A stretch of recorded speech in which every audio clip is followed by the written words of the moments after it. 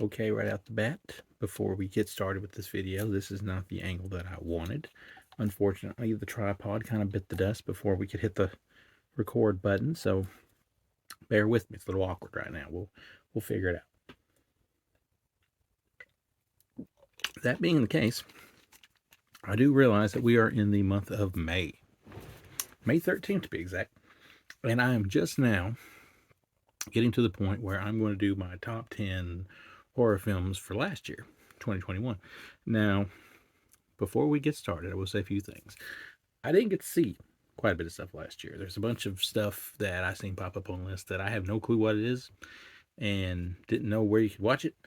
And that's rare for me because usually I'm top of my game. But of course, I'm balancing a professional wrestling career with a movie career that's well past due for a new release and a bunch of other stuff that we're not going to talk about because this isn't a psychiatrist video, so we're not going to talk about all this. But I will say, the right up front, movies that you will not see on my top 10 list. You will not see Halloween Kills because, quite frankly, I thought that movie was a mess and I did not enjoy it at all. Bunch of fluff, bunch of countless, bring people back just to kill them off type stuff.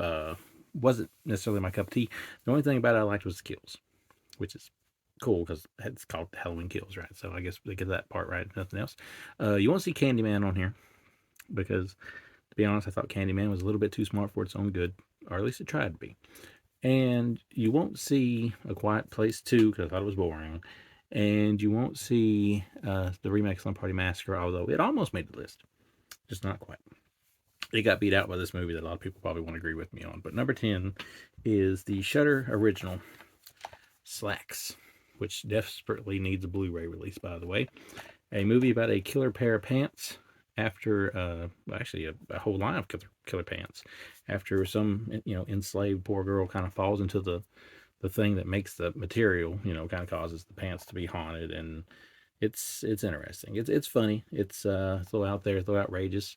The ending's a little unexpected, maybe. So good enough for a 10 spot on last year's top 10 list. Even though I think last year was a little bit weak from what I seen. Number 9. Don't have a physical release for this one, but I'm giving it to Fear Street Part 2, 1978, the camp movie out of the Fear Street trilogy, which, if you like Friday the 13th, Madman, all those things, it kind of hits that spot a little bit, although it did pull back a little bit. I guess they felt a little bit, bad about killing kids on camera or something like that, so it kind of pulled back a little bit. But it was fun, and it definitely deserves a spot on here. Better than the first one, the 94, which you won't see on here, even though it's not terrible. It just didn't quite make the list.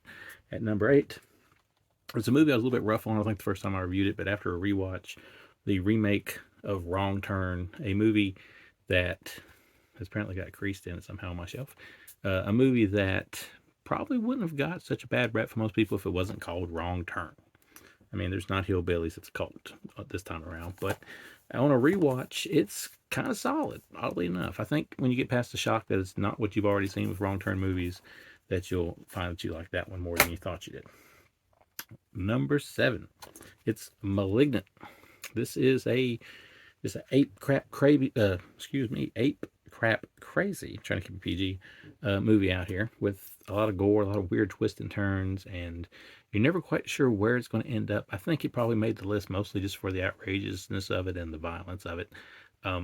Again, a movie that I like better the second time around. Maybe I need to start watching movies twice before I do a review of them. But that's Malignant, which I hear is on 4K now. Coming in is what we at? Number 6. Oh, it's Fear Street 1666, which is another one that doesn't have a physical release. I've heard there are some questionable websites out there that could possibly make these movies for you on Blu-ray. I don't have them yet.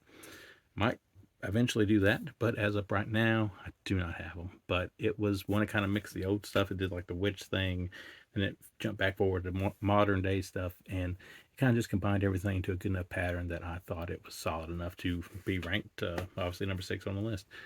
At number 5, it is M. Night Shyamalan's Old, which feels an awful lot like an extended Twilight Zone episode. I know it's based off like a comic or a graphic novel or something like that.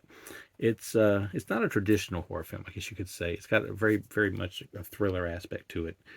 But when it starts going down, you start to wonder how is this thing going to actually end. And when it does end, maybe the ending flounders a little bit, but everything up to that point, I think, is solid enough to make the list. That brings us to number 4, Last Night in Soho, a movie that's kind of straddles the line of horror, thriller, and kind of artsy all in one. It definitely turns into a bit of a horror film there near the end, but it's clever, it's interesting. It's one of those that keeps you guessing as we follow a girl who can basically see ghosts, or when she sleeps, she kind of goes into ghost worlds and relives things, and before too long, that world's mixing with the other world, and it's just a wild ride from start to finish. So that's Last Night in Soho. That made the number 4 spot on my list. Number 3, bit of a slow burn, but I give it to Saint Maud, which, you know, you got to wonder, is Maud, is she seeing what she thinks she's seeing? Is she hearing what she thinks she's hearing? Or is she just nuts? That's a question that I'm not here to answer. And that's a question that you leave up in the air a little bit, which kind of makes for a cool aspect to the movie, as this caregiver that is overly religious definitely blurs the line between reality and make believe, or does she? That's the question. Nonetheless, the story is great. It gets it's a slow burn, like I said, but it gets very, good in the last part of the film. Number 2, another one of those from Shudder that everybody loves so much.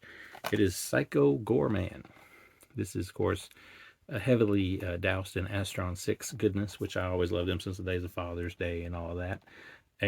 Basically a demon kind of gets enslaved by some kids and has to do their bidding while the good guys from another planet come find him and basically try to take him back. So it's gory, it's bloody, it's outrageous, it's not made to be taken seriously. So if you can enjoy just a wild good time with lots of blood and stuff, then Psycho Gourmand is definitely good. And I loved it, and that's why I put it number 2 on my list. Number 1, as my buddy Will Potter is about to throw something at his television screen, I picked another Shudder exclusive. It's VHS 94. I love anthology films. I thought this one hit all the right marks with the Rat Man and the like the cybernetic body horror one that's in here, and then of course there's the All Night at the Funeral Home segment, and then of course the vampire segment. It's good stuff. The wraparound was creepy too. The wraparound kind of gave me vibes of that little clip in John Carpenter's was it Prince of Darkness, where like the girls come out of the building and it's like the TV station thing's interrupted, kind of like super creepy vibe. I felt like the wraparound almost captured that same vibe. So it is definitely better than VHS 3. VHS Viral was unwatchable almost, and better than 2, which up to this point 2 was amazing. So this to me was the best thing from last year, and it's just now available on Blu-ray, by the way, if you haven't picked it up. So that's my list. That's my opinion. Hopefully nobody's feathers are ruffled too bad, and maybe next year I'll have a lot more to say with a lot more different horror movies, which so far I don't know if we're up to a good start this year either.